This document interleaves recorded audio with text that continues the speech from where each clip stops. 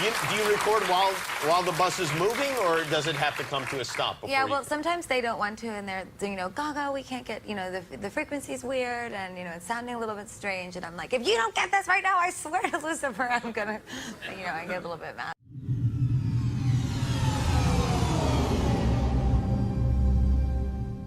Throughout history, there have been numerous examples of dictators and political leaders that would stop at nothing to achieve absolute power, money, and notoriety. In the modern world, music and movie stars are often more recognizable globally than many world leaders. To be a superstar is to achieve the pinnacle of fame and fortune. In their struggle to break out into the mainstream, many will try anything, including Satan worship, or selling their souls to the devil, to achieve success.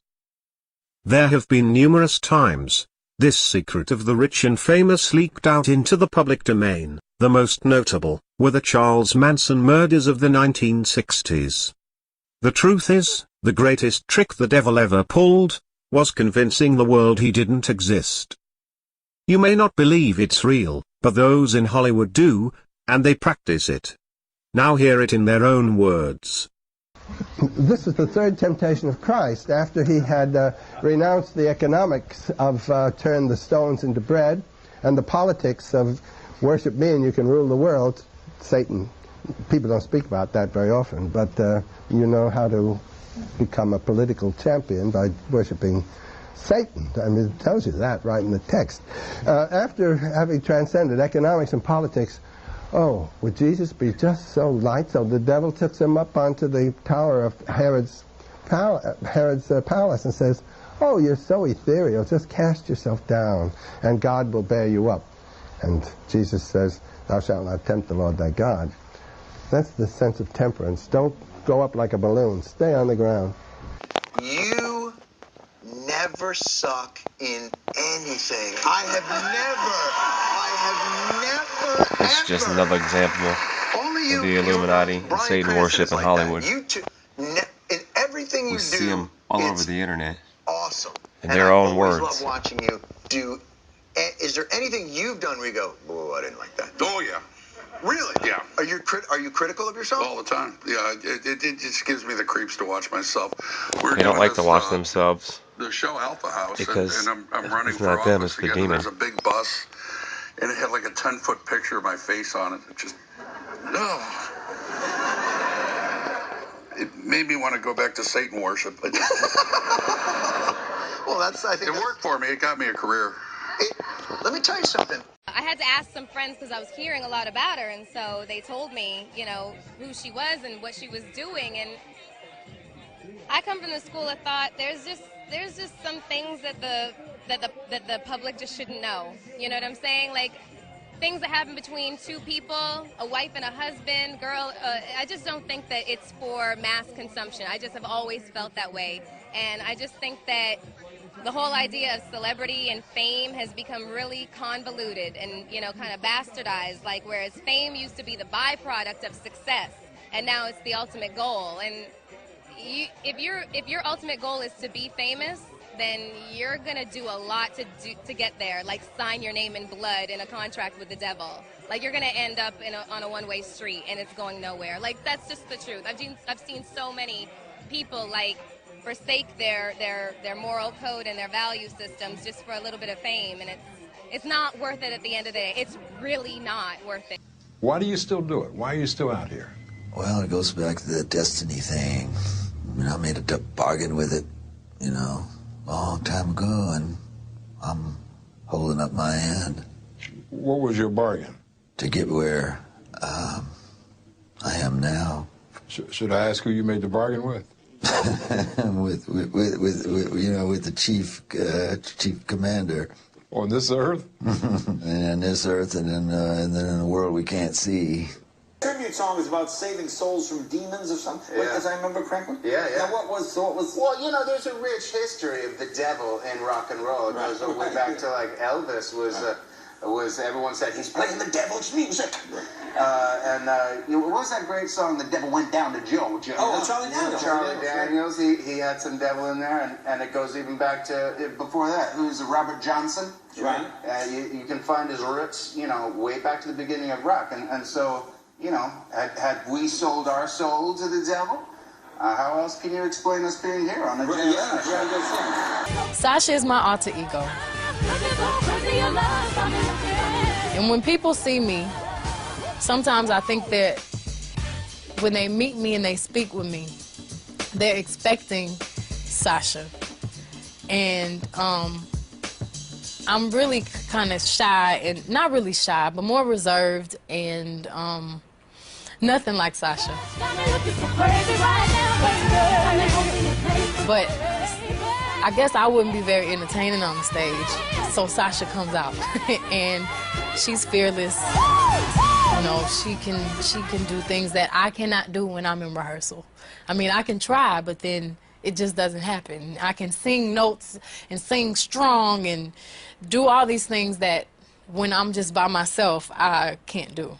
And I remember right before I performed, I raised my hands up, and it was kind of the first time I felt something else come into me, and I knew that was gonna be my coming out night for the BET Awards.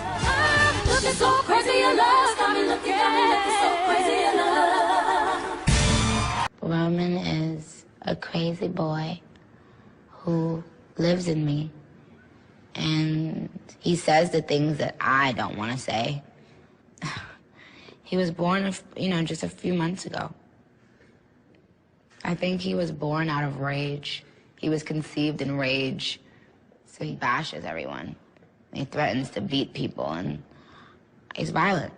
That must be nice to have, like, an ignorant loudmouth who you can just sort of blame every... He wants to be blamed. I don't want to blame him. I ask him to leave, but he can't. He's here for a reason. People have brought him out. People conjured him up. Now he won't leave. Can you please bless us with a verse? Enter Roman. Waiting.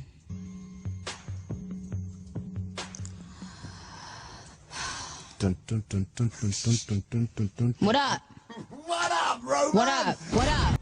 What is the situation with Roman's revenge? Why, your man Weezy's on point too. It's mad out there. Yo, Roman's revenge is just about taking control. Saying Roman is here to stay.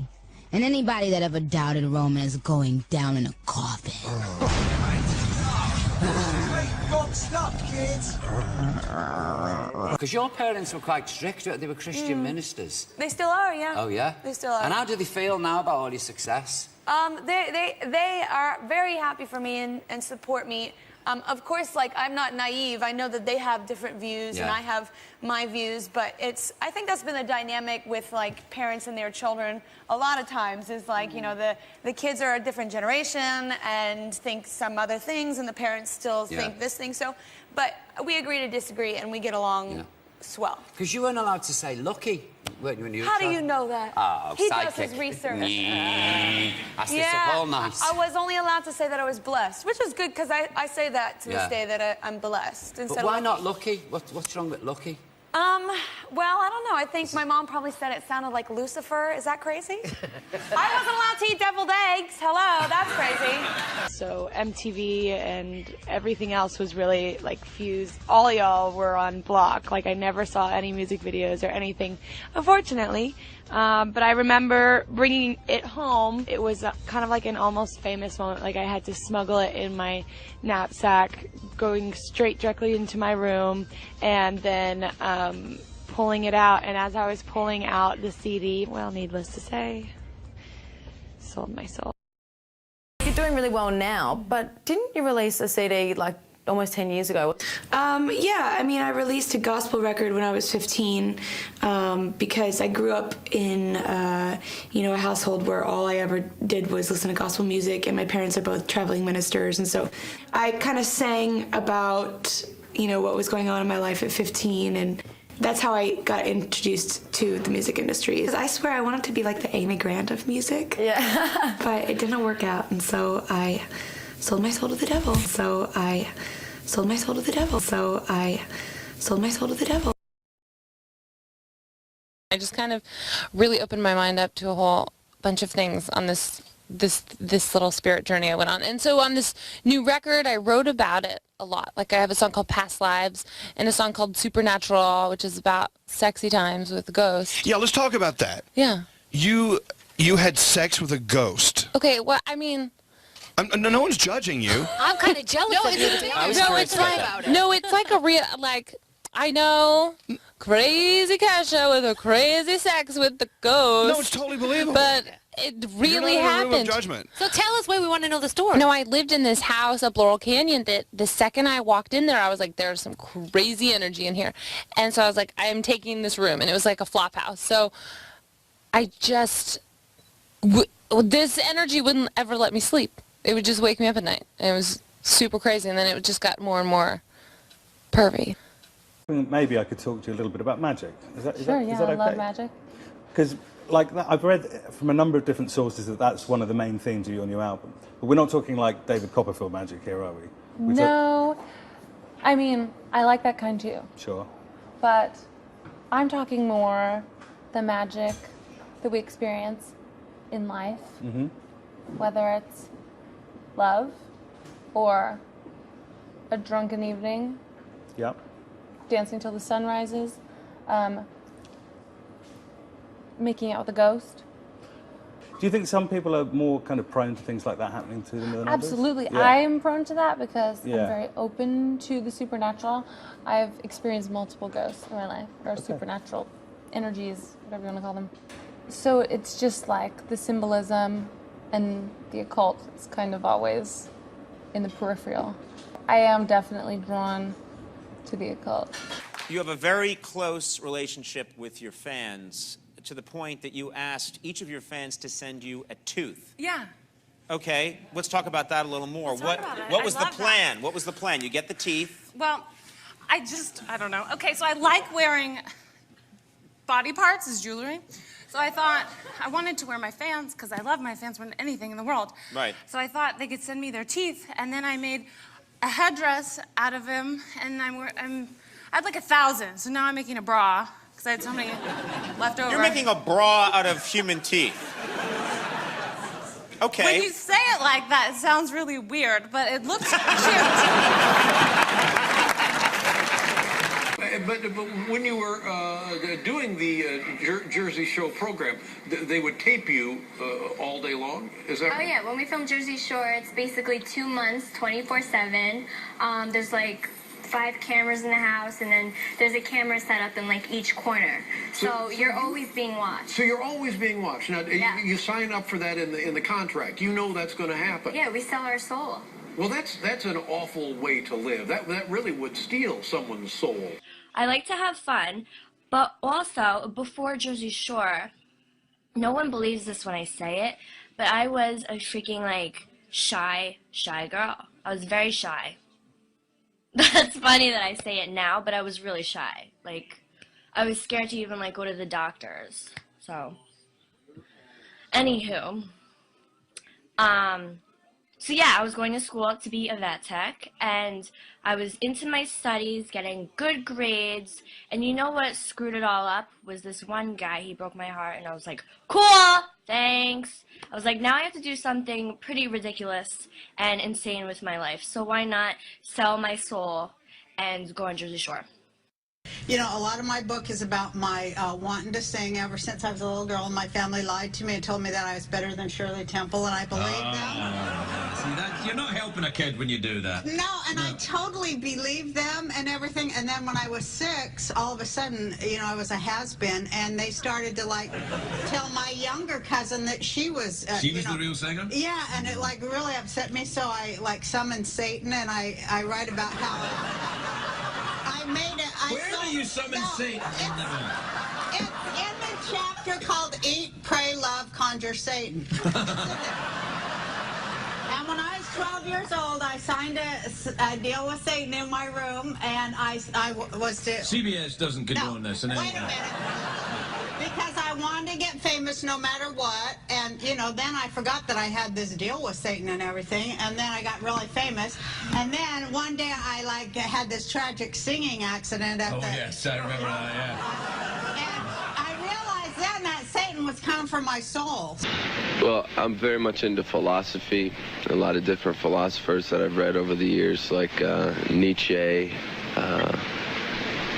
Darwin, Freud, Aleister Crowley, and finally Anton LaVey. And fortunately, he's still alive, so I got to meet with him and talk about his ideas and things like that.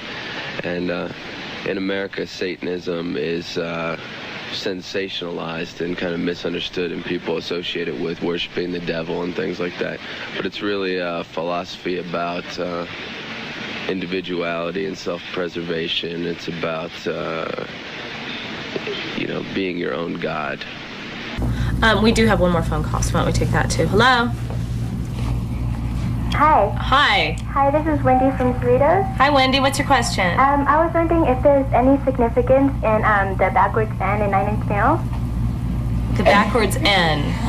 Is it a logo thing, or did you decide that there was a portion of your life that was backward? And we do worship the devil, but... Yeah, I remember having that conversation. God bless.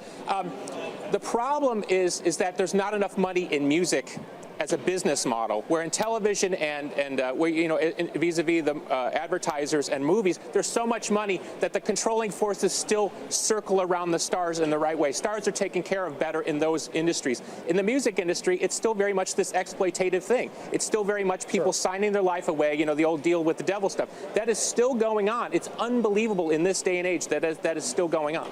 I was getting into not practicing, but reading a lot of spiritualism and black magic and white magic and all that kind of stuff, and which a lot of people were doing at the time, which is like the post-hippie generation kind of thing. So all the peace and love is going out the window, and spiritualism and meditation, all that was coming in. So I was interested in that, and somebody gave Ozzy this old 16th century book of black magic.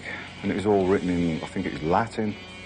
And he brought it round to my flat because he knew that I was interested in books and magic and all that kind of thing. And I just got this really weird vibe off it. And I put it in this cupboard in the apartment that I was living in. And that night I just woke up suddenly and there was just this black shape at the bottom of my bed. And it just vanished into thin air as I was staring at it. And I just had the thought, it's got to have something to do with this book that Ozzy brought round for me, and I leapt out of bed, rushed to the cupboard to throw this book out, and the book was gone. And the next day I told Ozzy about it, and about 3 days after that we came up with our first song, Black Sabbath, and Ozzy just related my experience in the lyrics. Now then, nobody but nobody ever did 8 hours down a pit and came back as immaculate as they set off with white shirt and everything like that. They were quite convinced I was a witch. If you go to South Kirby now, you'll get some of the old miners when you say, Jimmy Savile's done well, hasn't he? Ah, and he'll look around and he'll say, he's not what you think you know. The forces of darkness are at work there. God is the fabric of everybody's life, and God is the fabric of my life. No more religious or less religious than anybody else. So I would not say that I'm a religious man, but I do know who the boss is. Or anywhere. God is all over, not necessarily up there. If the good Lord, when he was doing his thing, if he bothered about people not seeing eye to eye with him, he would have got nowhere, and a lot of us would have got nowhere into the bargain. So therefore, you've got to square your shoulders and you've got to stand up to be counted. And you haven't really got to pay too much attention to whether people think that you're not doing the right thing. As long as your conscience is clear, then you're okay. I'm not constrained pretty well by anything. The tough thing in life is ultimate freedom. Ultimate freedom is the big challenge. Now, I've got it, and I can tell you there's not many of us that have got ultimate freedom.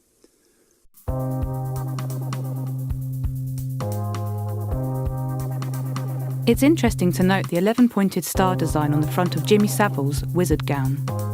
This polygon is known as a hendecagram and is a central symbol, or sigil, of Crowley's Thelema religion. It is the union of the pentagram with the hexagram, or the 5-pointed star with the 6. It represents the man-god standing face-to-face as an equal opposed to his creator or destroyer. And as we talk, the band leader says, "How long have you fellas been involved with sorcery?" And he shocked us a little bit. And I said, "Exactly what do you mean?" "Well," he said, "you know, what you people are doing, talking to the supposed spirits of the dead." He says, this is silly. To me, he says, "I can't bother with this stuff." He says, "I want power. I go right to the source of power." And he says, "How do you think that I became famous the way that I am?" Well, I said, "You must have had some good luck." Well, he says, "There's no such thing as good luck." He says, "There's either some power working for you somewhere, or you don't get ahead in this world. Not in my type of occupation." He said, the supposed spirits of the dead that you're talking with are demon spirits. They're fallen angels. They're beautiful beings. Just set it out, just like that. Oh, yeah. It didn't make you uneasy when he said they were... Well, you know, it shocked you a little bit, you know. Something that you first hear mentioned to you. He said, "You guys have got a great future ahead of you. Because we've been told, the high priest of our society, secret society, has been told that the master has very special plans for you too." Now, what did he mean by the master? Satan. And we were interested to hear more about it. And he told us, he says, "Look, we worship spirits. We worship Lucifer and all his angels. They're just as beautiful as they did before they were cast out of heaven." He says, "There was a misunderstanding in the whole thing," he says, "among the inhabitants of the galaxies." And he says, "Our master was misunderstood. And God did not bear with him like he does with people that make mistakes today.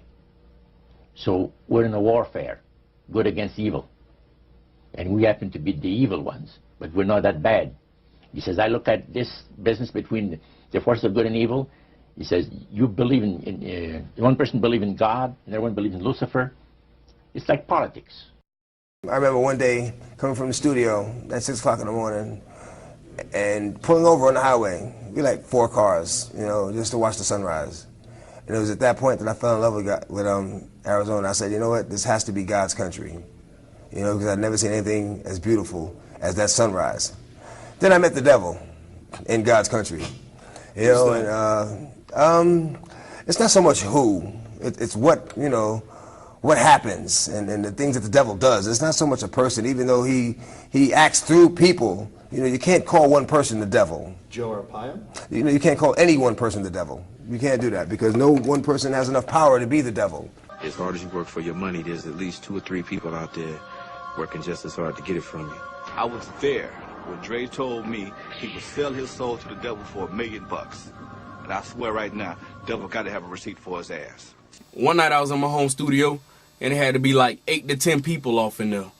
And we had beats and stuff playing in the background and everything. That's how we used to do it, you know what I'm saying? Everybody doing what they do, smoking, drinking, and everything.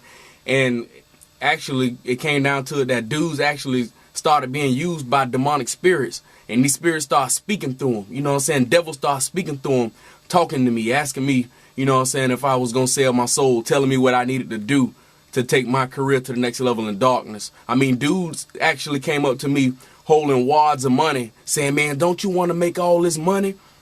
If those demonic spirits was real, if the devil was real, you know what I'm saying, and he was offering me away, then I knew that God was real. For the next 7 days, I continued actually to hear the demonic spirit still propositioning me to sell my soul, you know what I'm saying, in exchange for fortune and wealth or whatever in that music game, you know what I'm saying?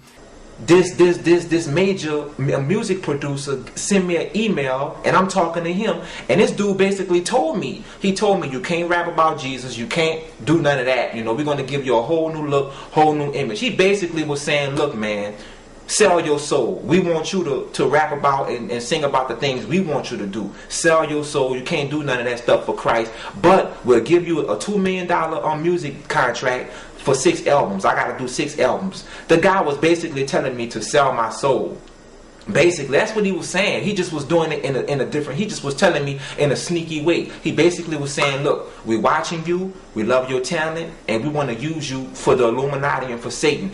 Because there's a bunch of devil workers in Hollywood.